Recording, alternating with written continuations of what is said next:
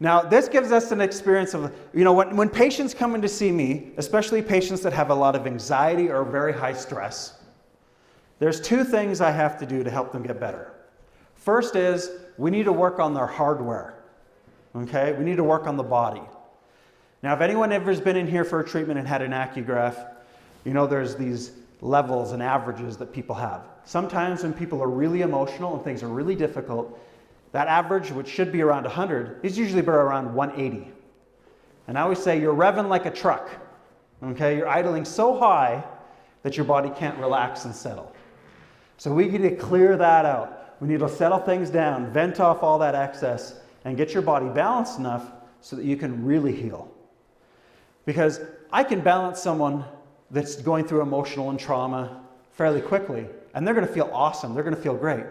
But it's not going to last if we don't rewrite their software. And if you tell someone that you want to rewrite their software, you're telling them the things that they need to change. And if I told this patient, well, you just need to talk to your husband about it. But if her hardware is through the roof and things aren't balanced, it's impossible to ask someone to change and to try to work out their emotions and talk about it.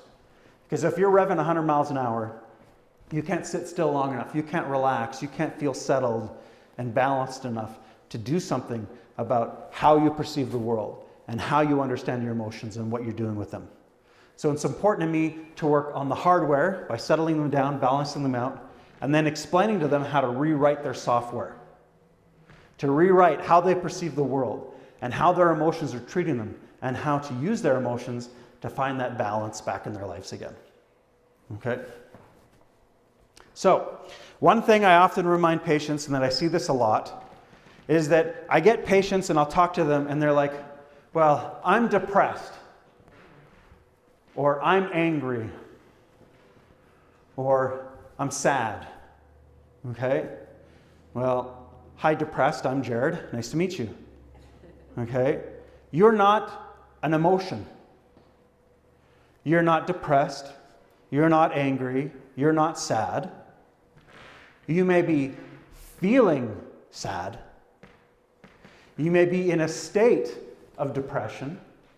You may be experiencing some anger, but you are not depressed. Do you get what I'm saying? Emotions are states, not traits. In that you are not born depressed. You are not anxiety. You are experiencing anxiety. It is a state of mind in this moment. It is not permanent. And what happens is if you experience these emotions long enough and are imbalanced long enough with these emotions, you become and start to believe that you are these emotions. And this is just who you are, and it's always going to be like this. And you'll never let it go, and you'll never find happiness. Okay?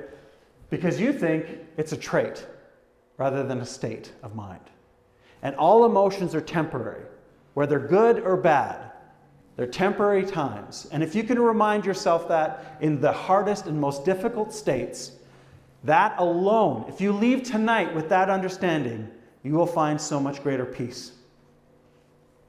Because if anyone in this room has suffered with suicidal thoughts and is still here today, you know that even those darkest times in your life, the greatest pain you've ever been in, the darkest you've been, it was only temporary. And it didn't last forever. And if you can understand that and get through that dark time and get past it, then you can once again feel other things. You can feel peace again. You can feel happiness again. You can feel joy again. You can feel some sadness and you can feel some pain. Depends on where you are in that time. You know, it's interesting. There's a story of Confucius's funeral for his wife. His wife had passed away, and he had gone to her funeral with all his disciples. And they're all there for the funeral, all mourning, all very sad. And when they left her funeral, they're all walking together back to the village. And there's a young boy overbalancing on a log, goofing around like boys do. And he fell off very comically. And Confucius just burst out in laughter at the hilarious thing this boy did falling down, and it looked very funny. And as he's laughing, all his disciples around him, hundreds of people, were all with this look of disgust. And one of the head disciples looked at Confucius and said, "Master, your wife just died. How on earth can you laugh right now? We're mourning, we're all sad. Your wife just died." And he said, "Yes, my wife died. And I'm very sad. And I was sad there. But this boy, he falls. He makes me laugh. It was hilarious. And in this moment, I am happy. And the next moment, I'm going to be sad when I remember my wife.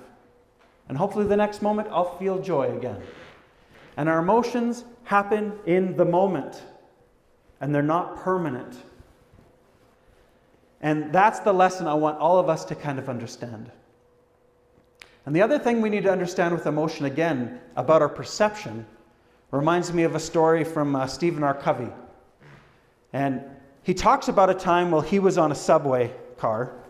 And he's trying to get home, very tired, long day, and he's sitting in his seat. And they stop at the next stop. And this father comes on the train, okay, with 4 very rambunctious, very loud kids. And the father goes and sits down, and he's just spaced out and ignoring his kids.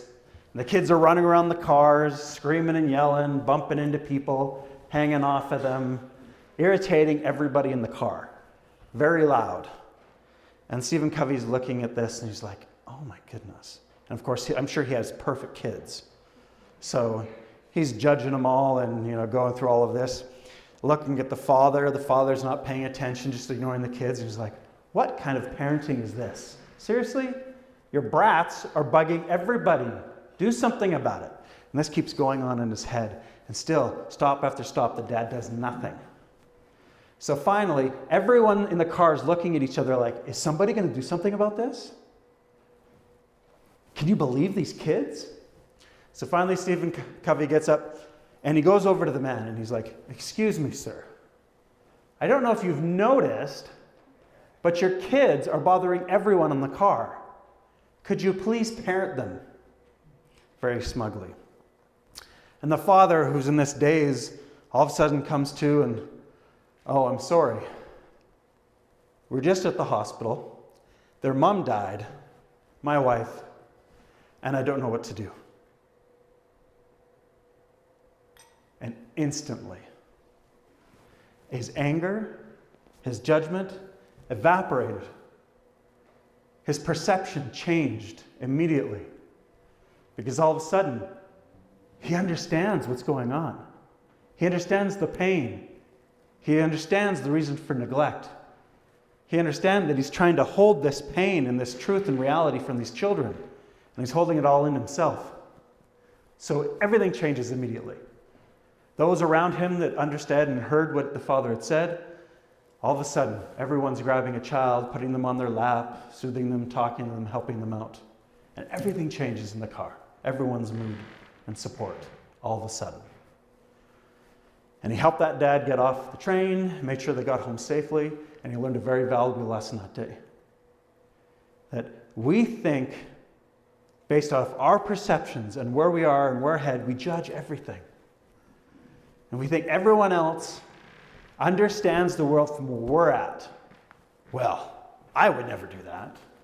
I would never say that. That would never happen. But we don't know what's going on. We don't know where they are in their head. It changes everything.